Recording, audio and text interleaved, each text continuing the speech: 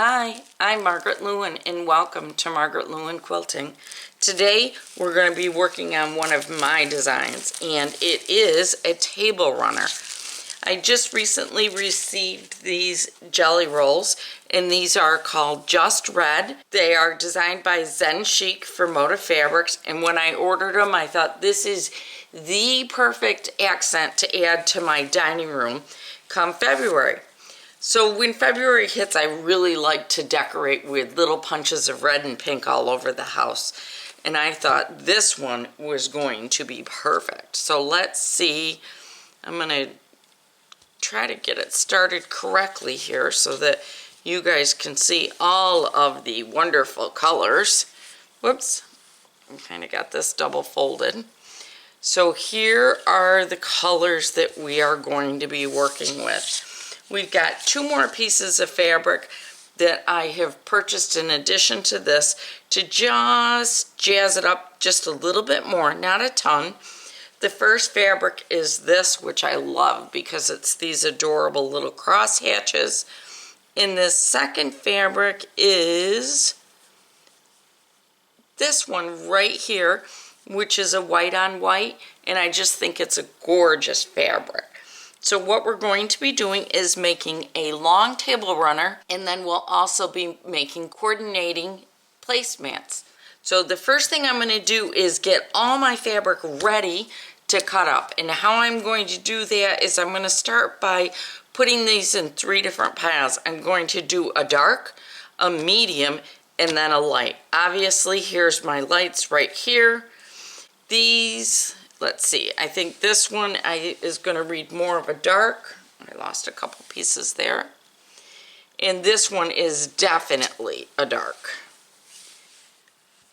Then I'm going to go with these as my light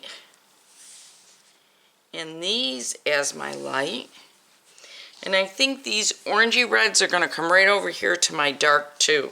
And then here's my mediums. So now that I've got them into three different piles, I'm going to start playing with them a little bit and figuring out what fabrics I want where, and then I'm going to get them cut up. Once I get them cut up, I'll come back and show you exactly what it is I'm doing. So I'll be back in just a minute. Okay, do you ever have one of those days where you just want to play with the fabric around you? Well, that was this day. You can see here what I've done is simply just cut off a hunk of the fabric on 30 different strips of the jelly rolls. I think I cut off to start with about 15 inches, and that's where I started playing. So let's start playing. All right, it is time to get going on our table runner and placemats. You can see I've got both of them here. The very first thing that you're going to do is you are going to take 30 of your fabrics. Now, you've got a jelly roll, so we know there's 40 different fabrics in there. You can do multiple of the same one. You can do them all different. It's completely up to you. But this is how I have picked mine out. And I'll just slide it down so you can see the whole thing. So I started with a light pink, went to a red, to the maroon color, a white background, then a red, pink, red. So just kind of mixed it up a little bit. One thing that I did do, because this burgundy is so strong, is that I did space that out. So I have one here, right here, whoops, sorry, right there. I have one in the middle and then one down on this end, just to kind of space it out. One of the things that you can do when you place your fabrics out is take a picture of it in grayscale so that you can see what it looks like in a black and white or gray and white. And it does make a difference. It points out the real strong colors within the fabrics. So that's the first thing you do is you take 30 of those and you pick them out. Once you've got your 30 picked out, you can see mine are randomly cut. Mine are not even at this stage. What you're going to do is cut yours approximately 14, well, I've got a couple that are 15.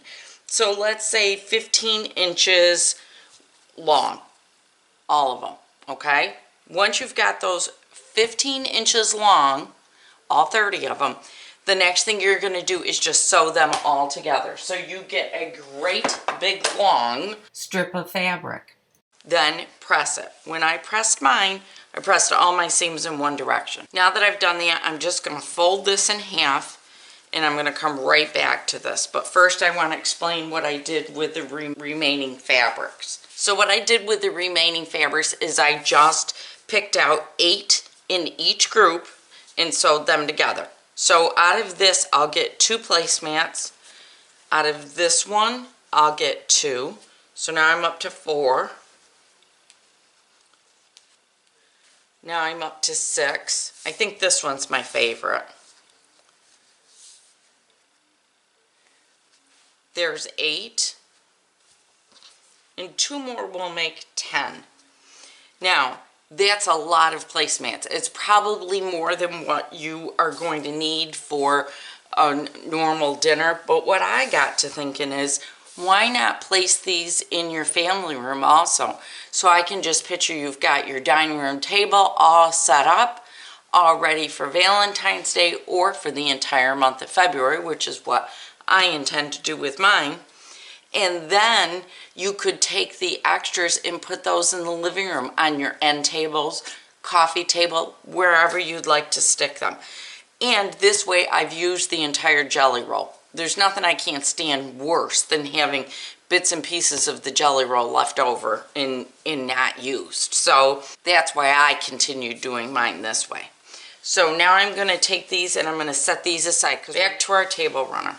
So what I'm going to do now is I'm going to line this table runner up so that I can, for certain, trim it, because we know we're not square.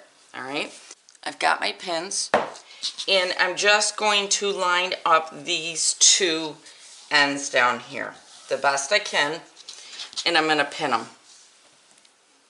Now what we're doing here is just trying to make sure that we've got this piece nice and straight. This is probably more than necessary, but I like to do it this way. I am using my flathead pins. Those will make a huge difference. And now I'm going to fold it in half down on this end. And you can see I'm a little bit off, and I'm going to deal with that. That's going to be just fine. I'm going to just kind of roll it so that it lays as flat as possible. And I'm going to pin that. Alright, the next thing I'm going to do is just feel and double check that I'm pretty good and flat. And I think I am. Alright, now I do see that I definitely have a little oops here. Must be I didn't sew my seams as straight as I thought I did, which will be fine. It will not be noticeable when we get this all put together. So what I'm doing now is I'm just kind of feeling my seams to make sure that I'm pretty straight going down, and I do feel as if I am. So now I'm going to rotate this and I'm going to fold it one more time. I'm just going to pick it up. I'm going to move this pin in a little bit because I don't want to hit it with my rotary blade. And now I'm going to line these up nice. Right? I'm going to line myself up against the bottom of my board, and now I'm going to trim. So I'm going to take my, which one is this? I've got my 24.5 by 8.5 inch Creative Grids ruler. I want to double check and make sure that I've got this fairly straight, because this is what's going to make our cuts straight. There, that's better. And I'll line this up. And I'm just going to trim the 2 sides. And I literally am just going to trim it. So what I'm going to do is bring it over, make sure that I'm lined up with the selvage here. And I've got it lined up on my board. And I'm cutting as straight as I possibly can. And I'm just going to chop this one end off. If you wanted to do yours at 15 inches, then you very well might end up with a full 14 inches. I, on the other hand, did not. So no big deal because I'm putting borders on it. And I'm okay with that. Remember, this is a design by the seat of my pants. So here we go. I just folded this over and checked and I'm good. All right, so now my next step is to remove my pins and I'm gonna measure. And when I measure this time, I'm gonna measure really well. I'm gonna write down my measurements right here because I need to know these. So right here, I am 13¼ inches, which is correct,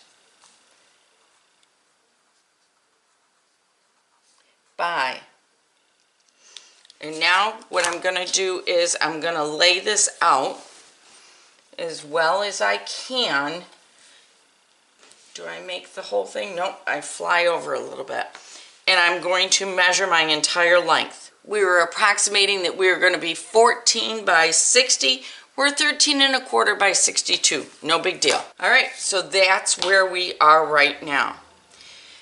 The next thing I'm going to do is I'm going to get my fabrics for my borders, and the very first one I'm going to add are my short ones here. I'm going to start with a beautiful red for that, and I'm going to do a small border. My border for this one is only going to be about 1 inch.